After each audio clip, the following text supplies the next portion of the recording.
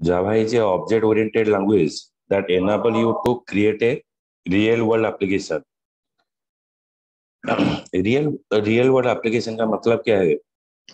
आज जितना भी एप्लीकेशन हम मार्केट में यूज कर रहे हैं, ये सब ह्यूमन के लिए यूज हो रहा है। जैसे कि आप मान लो, मुझे 50 रुपया पहले अगर निकालना पड़ता है तो मुझे बैंक में जाना पड़ता है, एक फॉर्म फिलअप करना पड़ता है। उसके बाद एक लाइन में हम खड़े रहेंगे।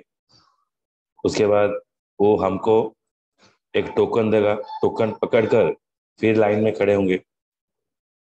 उसके बाद हमको क्या मिलेगा? ना मनी मिलेगा। For getting a single rupees, it is an entire day process to getting a money. But by using of OOPS concept, this thing is removed. इसमें क्या है ना, आपका जो भी एप्लीकेशन आप बनाओगे तो कस्टमर का रिक्वायरमेंट के हिसाब से आप बनाओगे। जैसे कि आज हम घर बैठकर किसी जगह पर मनी ट्रांसफर कर सकते हैं, किसी जगह पर ऑनलाइन फूड ऑर्डर कर सकते हैं। देखो, अगर कोई हॉस्टल में कोई स्टूडेंट रहता है और बाहर का खाना पर डिपेंड रहता है, तो उसमें जब अगर बारिश होगा तो खाना लाने के लिए प्रॉब्लम होगा, तो खाना नहीं ला पाएगा। तो इसलिए क्या हुआ ना, हमारा स्विगी जोमेटो ये जो जैसा प्लेटफॉर्म है वो आ गया।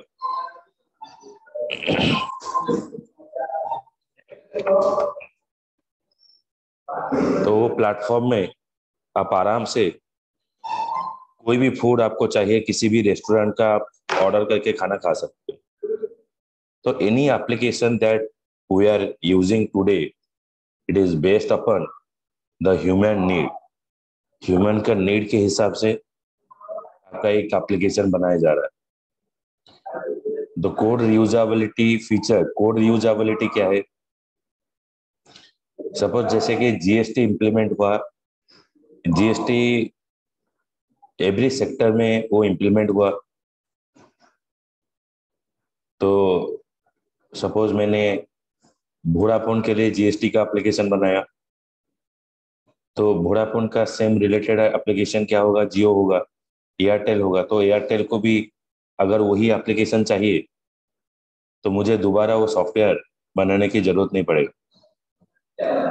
मेरे पास वही सॉफ्टवेयर को थोड़ा मॉडिफाई करके उसका लोगो को चेंज करके उसको दे सकता।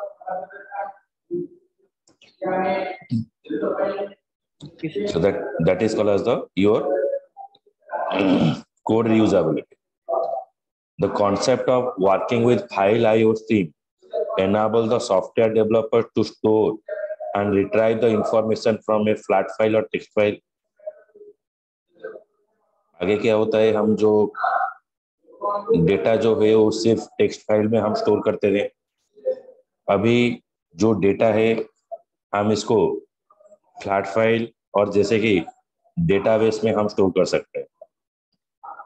The concept of working with file IO stream enable the software developer to store and retrieve the information from flat file and text file. और पैकेजेस आपको क्या हेल्प करता है? पैकेजेस को यूज करके आप जितना भी कॉम्प्लेक्स एप्लीकेशन है इसको आप छोटा छोटा पार्ट में डिवाइड कर सकते हो, और एवरी इंडिविजुअल पार्ट को जब भी आपका रिक्वायरमेंट होगा वहां से आप यूज कर सकते हो। जैसे कि मैंने एक सॉफ्टवेयर बनाऊंगा, जो सॉफ्टवेयर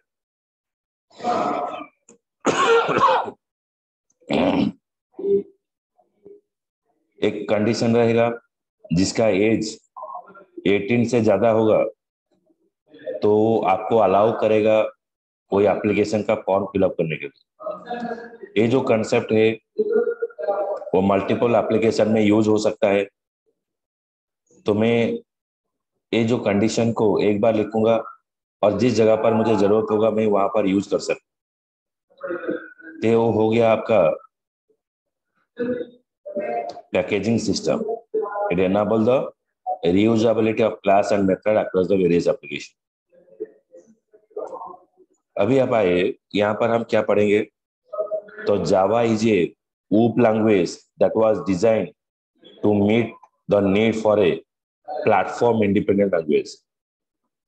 अच्छा, प्लेटफॉर्म इंडिपेंडेंट लैंग्वेज का मतलब क्या है, हम एप्लीकेशन बनाएंगे और हमारा जो एप्लीकेशन है वो विंडो में रन हो सकता है, उबंटू में रन हो सकता है, लाइनक्स में रन हो सकता है, तो किसी भी ऑपरेटिंग सिस्टम में मेरा language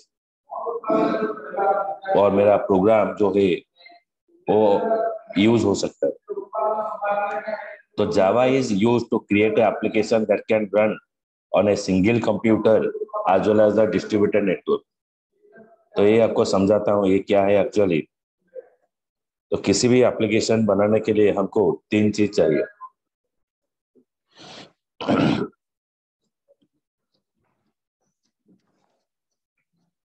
Any application that you have to create, first you require the user interface.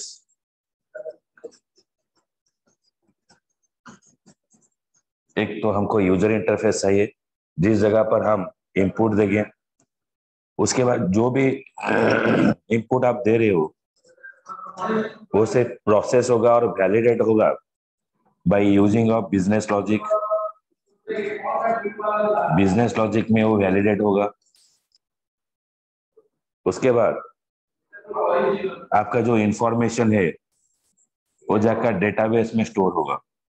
User interface में आप डेटा दोगे, बिजनेस लॉजिक में आपका प्रोसेस होगा, डेटाबेस में आपका इंफॉर्मेशन जाकर परमानेंटली स्टोर होगा। तो ये तीनों को लेकर हमारा एप्लीकेशन बनाया जाता है। User interface where we give input, where we give input. Business logic में क्या होता है, इनपुट डाटा इज प्रोसेस्ड।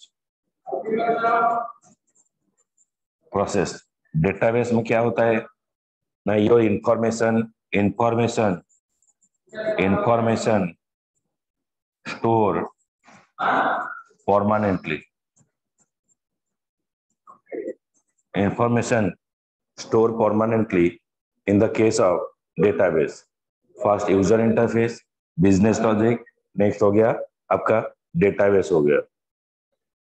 तो ये जो तीनों चीज लेकर हमारा एप्लीकेशन आर्किटेक्चर बनाया गया। Application architecture,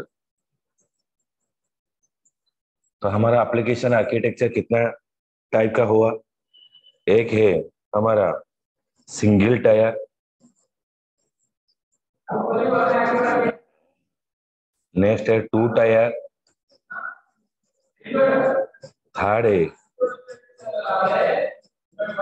3 tyre application. तो हमारा 3 टाइप का एप्लीकेशन रहेगा, सिंगल टायर, 2 टायर और एक है 3 टायर एप्लीकेशन। ओके, समझ में आया? Yes sir. इसको लिख लीजिए, फिर से मैं डिस्क्राइब करूंगा क्या क्या है।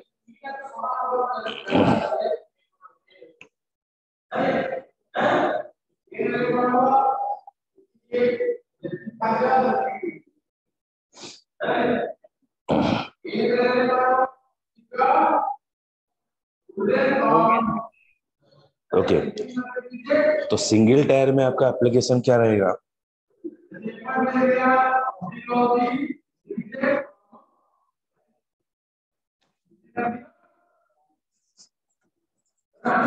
सिंगल टायर में आपका यूजर इंटरफेस, बिजनेस लॉजिक और डेटाबेस, ये तीनों चीज एक जगह पर रहेगा। तो user interface,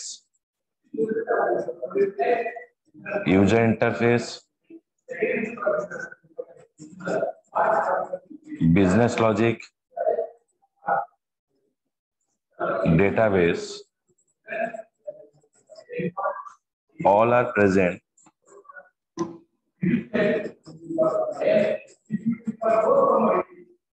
in a single system, all are present in a single system, एक ही सिस्टम के अंदर रहेगा। Any application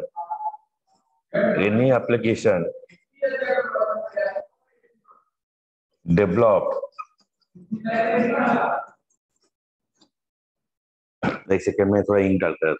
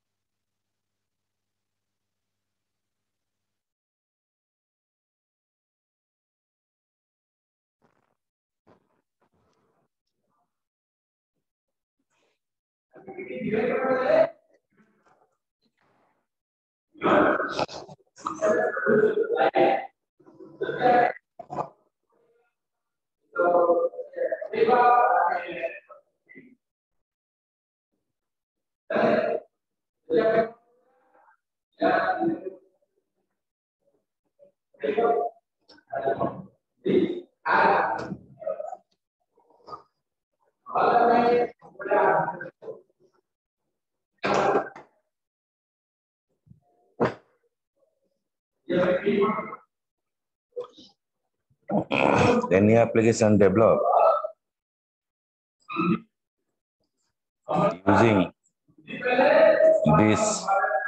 using this architecture, okay, needs to be installed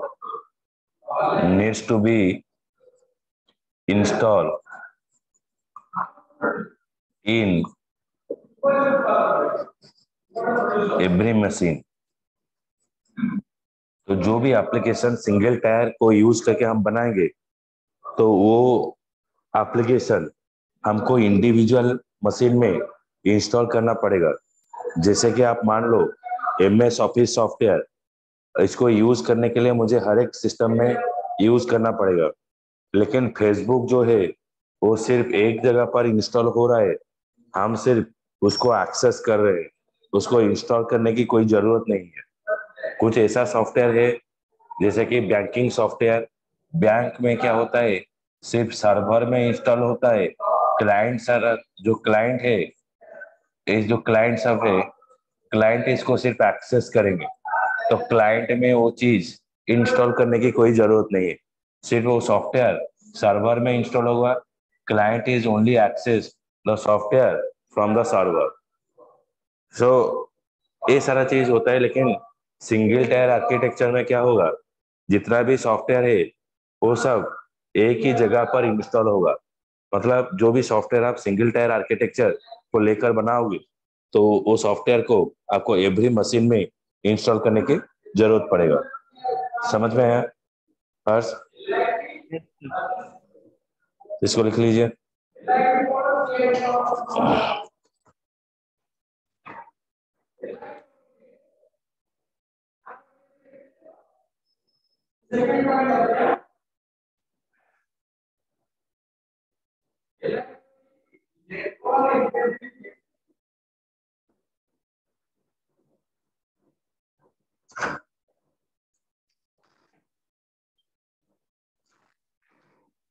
ये सर हो गया। ओके, अभी हम पढ़ेंगे टू टायर आर्किटेक्चर। ये सिंगल टायर हो गया, अभी हम टू टायर आर्किटेक्चर पढ़ेंगे। टू टायर आर्किटेक्चर में क्या होता है, टू टायर आर्किटेक्चर, इसमें दो सिस्टम रहता है, एक रहता है आपका सर्वर, एक रहता है आपका क्लाइंट। सर्वर और क्लाइंट ये दोनों रहेगा। सर्वर में आपका डेटाबेस हर वक्त सर्वर में रहता है, डेटाबेस सर्वर में हर वक्त रहता है, क्लाइंट में आपका यूजर इंटरफेस रहता है। तो एक रह गया आपका बिजनेस लॉजिक। अगर बिजनेस लॉजिक सर्वर में प्रेजेंट होगा तो इसको बोला जाएगा फैट सर्वर, थिन क्लाइंट, इसको बोला जाएगा fat server thin client. Okay, मतलब जिसके पास बिजनेस लॉजिक रहेगा उसको बोला जाएगा फैट। अभी आपका बिजनेस लॉजिक सर्वर में है तो इसको बोला जाएगा flat server. Any application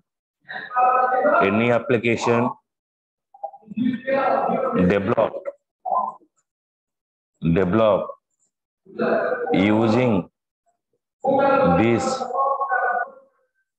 architecture is very fast, क्योंकि सर्वर एक हाई कॉन्फ़िगरेशन मशीन है, उसमें अगर हम सॉफ्टवेयर को इंस्टॉल करेंगे तो सॉफ्टवेयर बहुत फास्ट रहेगा। ओके, बहुत फास्ट रहेगा और जल्दी जल्दी आपको रेस्पॉन्स देगा। ये हो गया आपका फ्लैट सर्वर। सिमिलर वे ये लिख लीजिए, नेक्स्ट फिर बताएंगे। ओके लिख ले।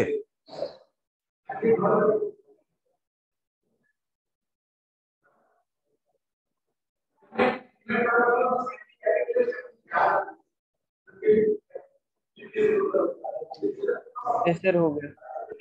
Okay,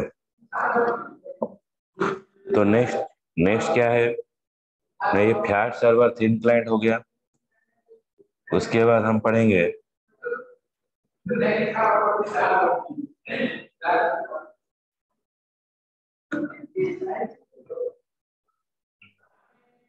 flat client thin server.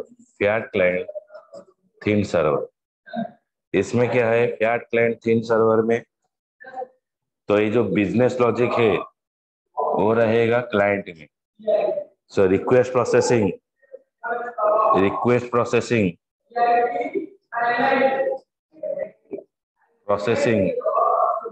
in this architecture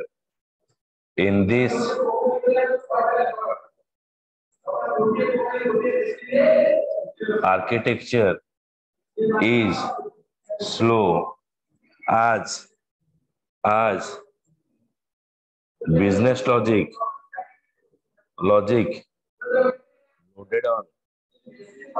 loaded on client. The client is a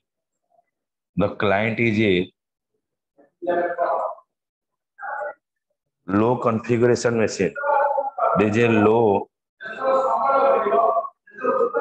configuration. Client is a low configuration machine. Client एक लो कॉन्फ़िगरेशन मशीन होता है, तो इसका जो रिक्वेस्ट प्रोसेसिंग है वो स्लो रहेगा। इसको बोला जाएगा फ्लैट क्लाइंट थिन सर्वर। समझ में आया? थोड़ा नीचे तो दिख नहीं रहा। क्या है? हाँ, वो मशीन के पास जो कॉन्स्टिट्यूशन लॉ सुनाई दे रहा है? क्या बोल रहे हो? सर बोल रहे वो लॉ कॉन्फ़िगरेशन मशीन जो था वो नहीं दिख रहा था, अब दिख रहा है।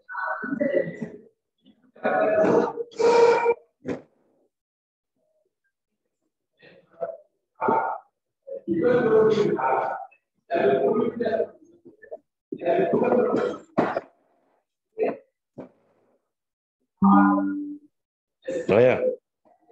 यस सर, होगी।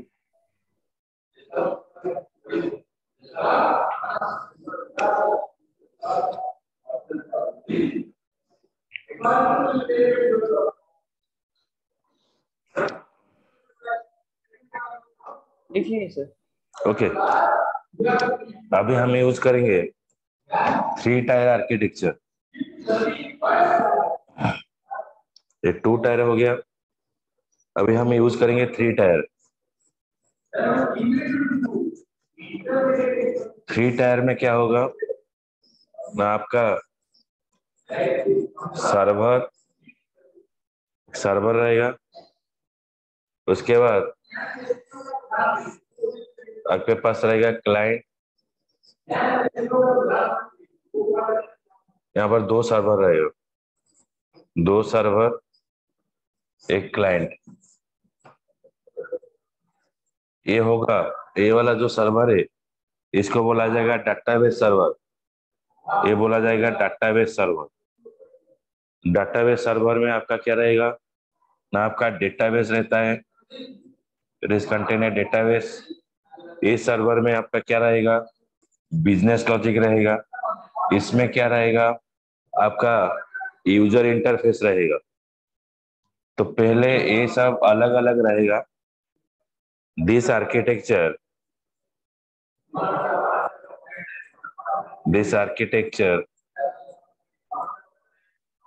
is used while while developing web application web application web application in web application in Java। कोई भी वेब एप्लीकेशन बनाने के लिए ये आर्किटेक्चर, 3 टायर आर्किटेक्चर हम यूज करते हैं। This architecture is use to design the web application in Java. तो इसमें सारा चीज अलग अलग रहेगा। Okay, this architecture is use to develop the web application. Okay, यहाँ पर वेब है, दिख रहा है। ये थोड़ा लाइट आ रहा है। तो ये जावा को यूज करके हम ये 3 टाइप का एप्लीकेशन बना सकते हैं। तो इसलिए इसको बोला जाता है डिस्ट्रीब्यूटेड एप्लीकेशन। मतलब किसी भी एप्लीकेशन में ये तीनों आर्किटेक्चर यूज करके आप जावा का एप्लीकेशन आप बना सकते हैं। तो ये हो गया आपका Java is use to develop the standalone and internet based application. With the increasing use of internet, Java has become widely used programming language. The Java software works everywhere, from the smallest device such as microwave ovens, remote control to supercomputer। Remote control में आप use कर सकते हो, microwave oven में use कर सकते हो। तो जितना भी छोटा छोटा डिवाइस है, सारा डिवाइस में आपका ये जो जावा का एप्लीकेशन ये यूज हो सकता है। Java program work on any type of compatible device that support Java. तो किसी भी एप्लीकेशन जो जावा में कंपैटिबल है, तो वहां पर आप ये एप्लीकेशन यूज हो सकता है। So Java program work on any type of compatible device that support Java. Then the primary motive behind developing Java was the need for a portable and platform independent language. Portable का मतलब है you can develop your application in any device. Develop your application in any application, मतलब in any device। Portable मतलब हर एक device में आप इसको use कर सकते हो। प्लेटफॉर्म इंडिपेंडेंट का मतलब है क्या, आपका जो एप्लीकेशन है वो किसी भी ऑपरेटिंग सिस्टम में वो यूज हो सकता है। पोर्टेबल का मतलब क्या है, your application can run in any device. Platform independent का मतलब है आपका जो एप्लीकेशन है वो किसी भी ऑपरेटिंग सिस्टम में इंस्टॉल हो सकता है। The few type of Java application we are using, the application that use CUI, application that use GUI, applet, servlet and packages। application that use CUI जो एप्लीकेशन है क्या ना, कभी जब आप कमांड प्रॉम्प्ट एप्लीकेशन ओपन करोगे, एक command prompt application है, इसके अंदर काम करने के लिए आप यूज करोगे CMD। समझ में आया? तो इसको बोला जाता है CMD application. application that use CUI, application that use GUI, applets, servlets, packages। applets, servlets and packages।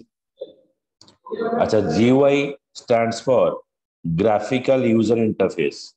okay, so few type of Java application, क्या क्या एप्लीकेशन हम यूज कर रहे हैं। पहले हम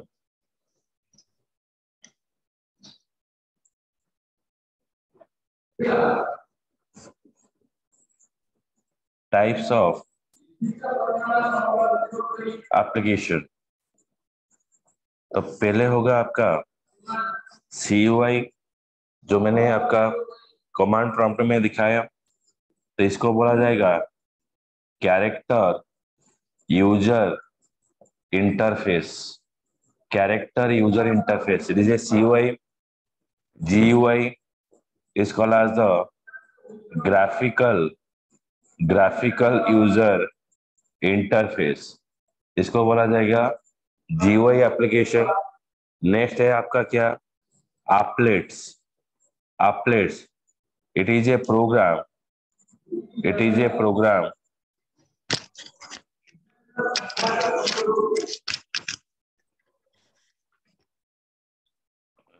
it is a program which is written in Java, but for running application,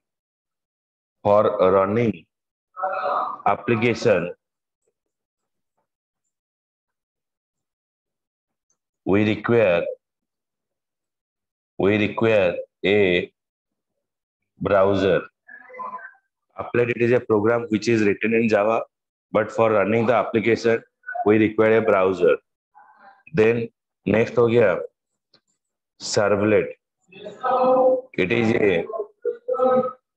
a Java technology. It is a Java technology. It is a Java technology. It is a Java technology class which is used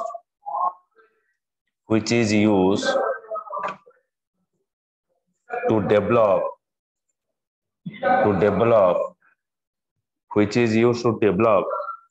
web application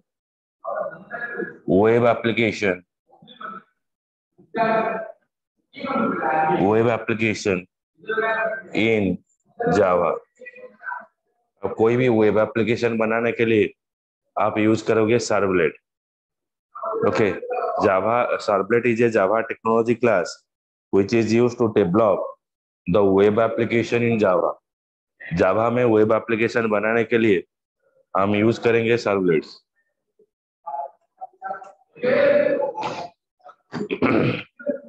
right it, ये समझ में आया? एक है CUI, character user interface, graphical user interface जो desktop application बनाने के लिए यूज होता है।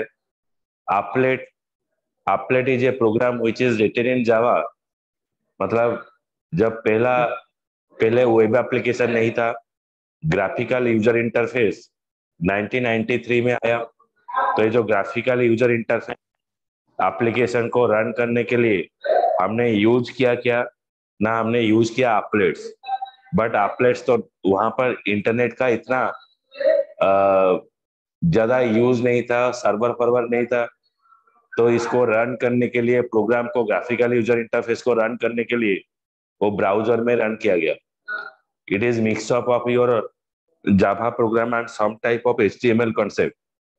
जब HTML पूरी तरह से डेवलप नहीं हुआ था तभी ये चीज यूज किया जाता था।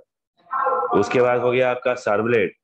It is a Java technology class which is used to develop the web application in Java.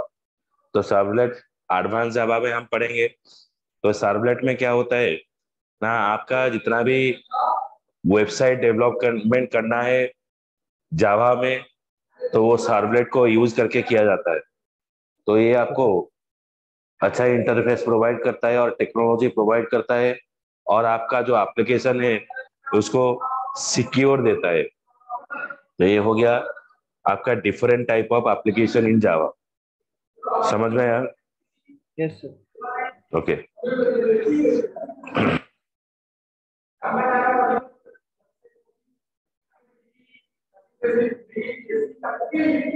तो Java is a platform independent language that enable to compile an application on one platform and execute it on any platform. Platform independent language का मतलब क्या है, आप एक जगह पर इसको बना सकते हो। सपोज आप XP में बनाया आप विंडो 7 में बनाया, आप विंडो 8 में बनाओ, लेकिन आप डिफरेंट प्लेटफॉर्म में और डिफरेंट ऑपरेटिंग सिस्टम में उसको रन कर सकते हो। तो इसलिए इसको बोला जाता है प्लेटफॉर्म इंडिपेंडेंट लैंग्वेज। तो platform independent language means your application can run in any operating system. So now this is a history of Java. In 1991, a team of software developer at Sun Microsystem in USA was designing a language for consumer electronic device. Actually, Sun Microsystem is a company which is a only developing company. एक developing company था. So this company, एक company को जो एक team leader थे वो थे James Gosling. वो एक प्रोजेक्ट हैंडल कर रहे थे। वो प्रोजेक्ट कंज्यूमर इलेक्ट्रॉनिक डिवाइस में वो एक सॉफ्टवेयर को इंस्टॉल करना था। जब वो सॉफ्टवेयर बनाने के बाद उसको जब ट्राई किए इंस्टॉल करने के लिए, तो वो सॉफ्टवेयर इंस्टॉल नहीं हुआ। वो सॉफ्टवेयर कुछ कॉन्फ़िगरेशन मांगा, और जब कॉन्फ़िगरेशन मांगा, मतलब कॉन्फ़िगरेशन आपको कहां पर चेंज करना होगा? हार्डवेयर में चेंज करना होगा।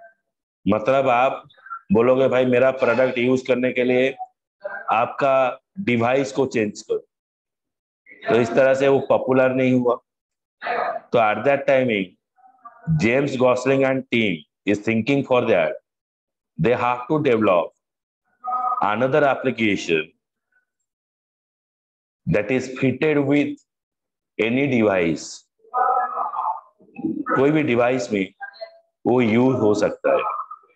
So at that timing they take C and C++ as a model language. By using the C and C++, they develop another programming language. That language name is called as the Oak. Oak is a tree in USA which gives coffee. Java. So they think for that. The entire developer team, while sat in a cafeteria, they thought that for this good quality of coffee, they able to develop this particular language, so that they give its name as Oak. Later, the Oak name is converted to the Java. तो अभी भी जो जावा का icon है वो एक corp का symbol है, और उसमें उबलता हुआ कॉफी जो धुआं निकलता है, इस तरह से आपका आइकन रहा है। So later this oak is renamed to the Java. तो लेटर वो जावा में चेंज हो गया। ओके सर, क्वेश्चन है सर पिछले बोलिए। स्लाइड से। तो क्वेश्चन ये है सर, तो उस समय जब मॉडर्न लैंग्वेज था C++, उस पे क्यों नहीं काम किया गया?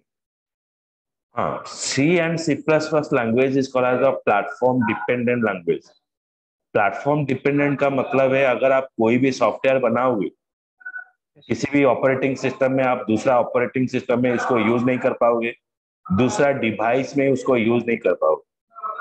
सपोज जब डेवलपर टीम के पास जो डिवाइस था वो तो हाई कॉन्फ़िगरेशन वाला डिवाइस था। ये थोड़ी क्या क्लाइंट जो है वो क्या हाई कॉन्फ़िगरेशन सिस्टम यूज कर सकते हैं?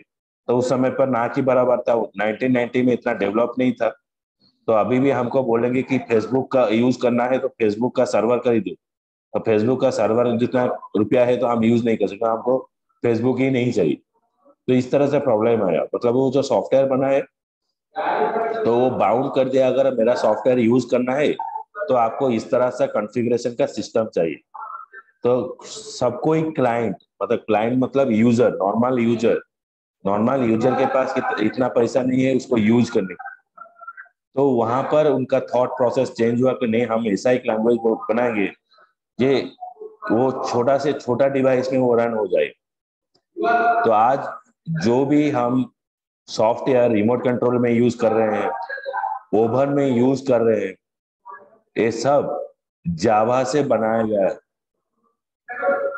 जावा तो मतलब जावा भी तो C++ और C पे ही बनाया गया होगा। हाँ, C++ का जो फीचर है उसको लेकर बनाया गया। लेकिन जावा जब बना वो प्लेटफॉर्म इंडिपेंडेंट हो गया। ये हो गया C plus plus platform dependent, Java हो गया platform independent. C and C plus plus को इंस्टॉल करने के लिए आपको हाई कॉन्फ़िगरेशन डिवाइस चाहिए, इसको हाई कॉन्फ़िगरेशन डिवाइस नहीं चाहिए। जो आप सॉफ्टवेयर बनाओगे सी एंड सी प्लस प्लस वो सारा डिवाइस में कंपैटिबल नहीं है, लेकिन जावा कंपैटिबल है। इस तरह से आपका जो डिजिटल वॉच आप यूज कर रहे हो उसके अंदर भी आपका क्या है, जावा है। ओके, तो ये हो गया आपका कंप्लीट हिस्ट्री। In 1990 Sun Microsystem develop a software to manipulate the electronic device. In 1991, a new language named as Oak was introduced using the most popular object-oriented language C++. 1993 में आपका जो वर्ल्ड वाइड वेब जब वो internet में appear हुआ, वो text based internet से graphical internet में कन्वर्ट हुआ। In 1994, Sun Microsystem team develop a web browser। आपका जो इंटरनेट ग्राफिकल इंटरनेट आया तो इसको रन करने के लिए एक वेब ब्राउजर वो बनाए। ओके, सो वेब ब्राउजर का यूज करके वो एप्लीकेशन को रन किए। In 1995 Oak was renamed to the Java. In 1996 Java was established as a object oriented programming language. तो जावा 1996 में ऑब्जेक्ट ओरिएंटेड लैंग्वेज का हैसियत उसको मिला। पहले उसको ये फीचर उसका नहीं था। सर ये सारा ऑब्जेक्ट ओरिएंटेड प्रोग्रामिंग में आ गया ये हाँ, सारा कुछ। देखो मतलब ये Java is not a fully object oriented language, Java support object orientation. Java is not a fully object oriented language but Java support object orientation. समझ में आया? सर मेरा एक क्वेश्चन था, हाँ, जैसे कि अभी तो हम लोग सर सिलेबस सिलेबस थोड़ा दे देते, पता चल क्या है? सिलेबस सिलेबस स्टार्टिंग सिलेबस हाँ, सिलेबस मतलब दे देते सर, अच्छा रहता। अच्छा ठीक है ठीक है, हाँ मैं भेज दूंगा, क्या क्या पढ़ाएंगे आप भेज दूंगा। ओके,